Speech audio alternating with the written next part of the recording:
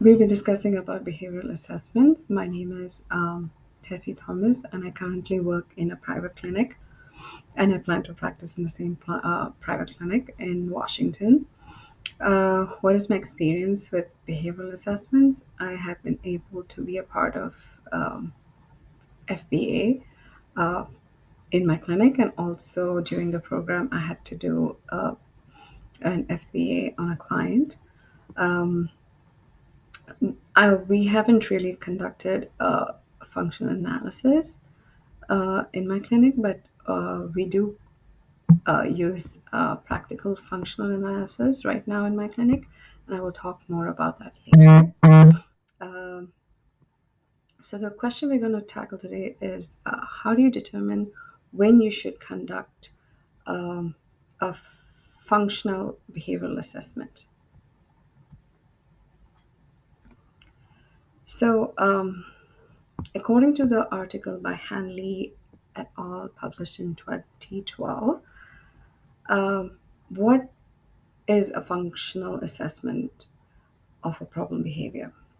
So it talks about despite the availability of a variety of functional assessment forms, you cannot hold it in your hand. It is a process that involves a lot of highly discriminated professional behavior. More precisely, it is a process by which the variables influencing the problem behavior are identified. We engage why we engage in this process is because it allows you to identify an effective treatment for severe problem behavior. There is an equally important humanistic reason for doing so. Conducting a functional assessment dignifies the treatment development process by essentially asking the person why he or she is engaging in a problem behavior prior to developing a treatment. Behavior modification or programming powerful but arbitrary reinforcers and punishes without first recognizing the unique history of the person being served or the prevailing contingencies he or she is experiencing is somewhat inconsiderate.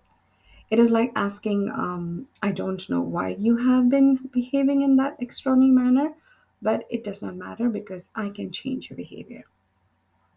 By contrast, a behavior analytic approach with functional assessment at its core essentially communicates I don't know why you have been behaving in that extraordinary manner, but I will take the time to find out why and incorporate those factors into all attempts to change your behavior.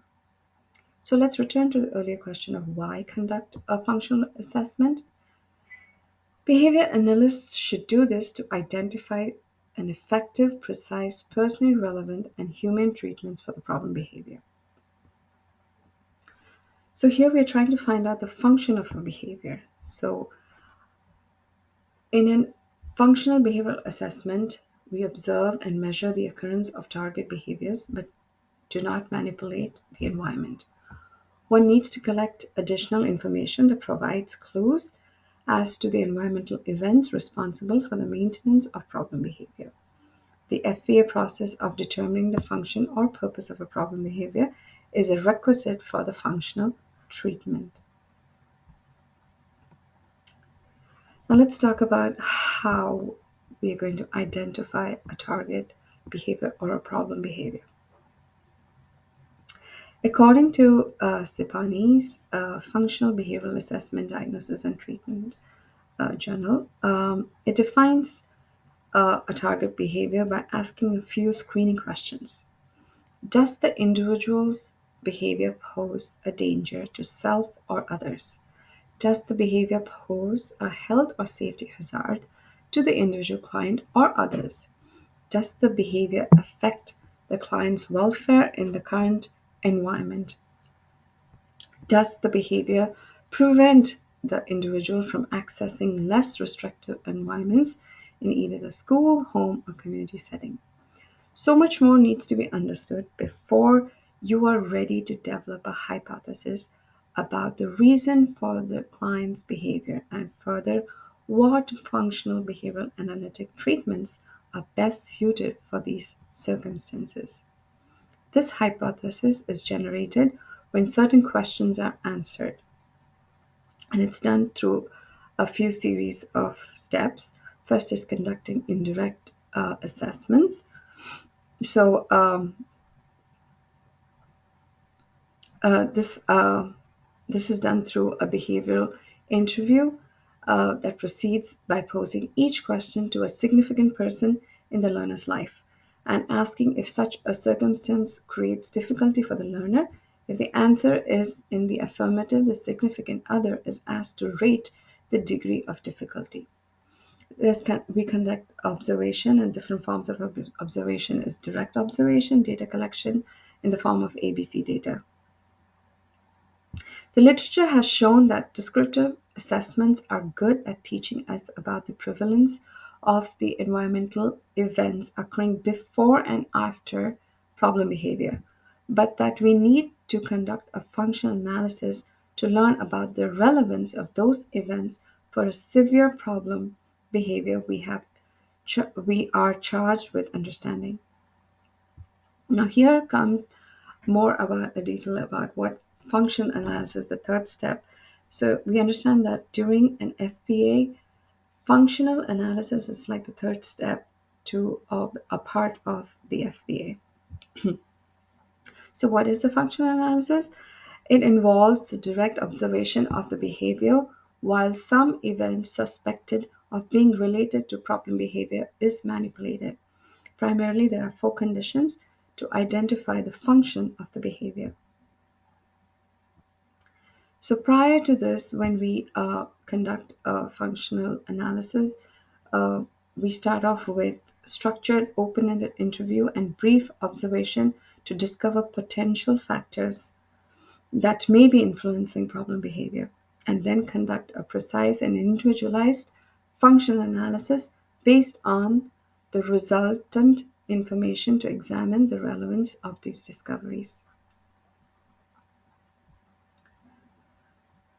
This diagram will kind of give you how we see the assessments and the reliability of these assessments.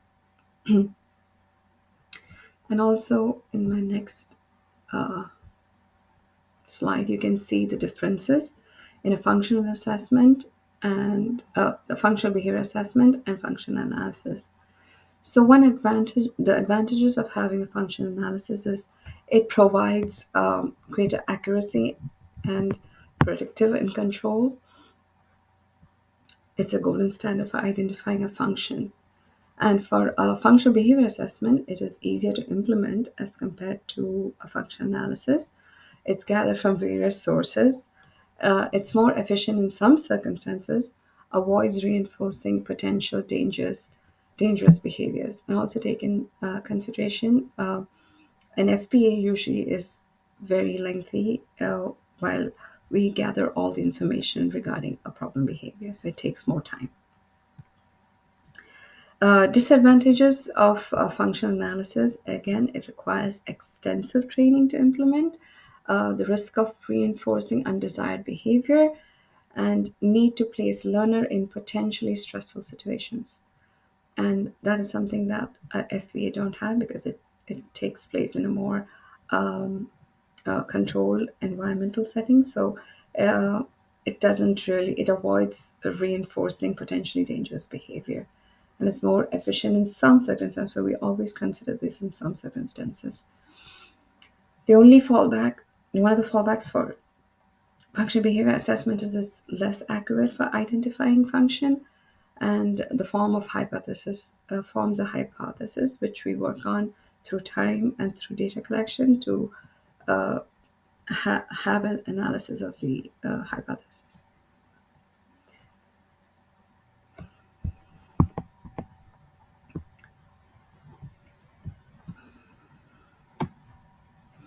So this is what we usually use in my clinic. We use something called practical functional analysis. It kind of falls in between an FBA and an FA. It demonstrates control of behavior by testing your hypothesis. It uses an interview to narrow down potential, maintaining variables, minimizes the risk of placing learner in potentially stressful situations. So here it has a little benefit over an FA because it's less stressful. Uh, the only for again the drawback or the disadvantage of a practical function analysis is we need to be really well trained, and secondly, we need the need to attempt to evoke and then reinforce challenging behavior. So, taking this into consideration, we need to be really, really trained. And I would also say this really is a very short assessment. It just takes a couple of hours, and with that, we can have an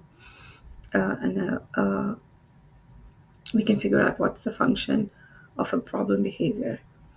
We have currently been using this prior to having uh, skill-based training in my clinic. So most of my literature was taken from these three articles. I would encourage everyone to read these three, and also Hanley's article of uh, uh, uh, mm, Hanley's 2010 and 2011.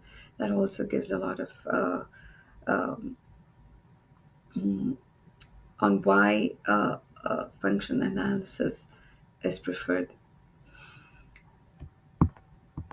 So, in my clinic, I would say we do a certain things before we conduct an analysis, and it's also based on an article by Pelios et al. 1999. These are the few steps we take. We build a therapeutic relationship during the interview process, describe the practical and human reasons for understanding the function.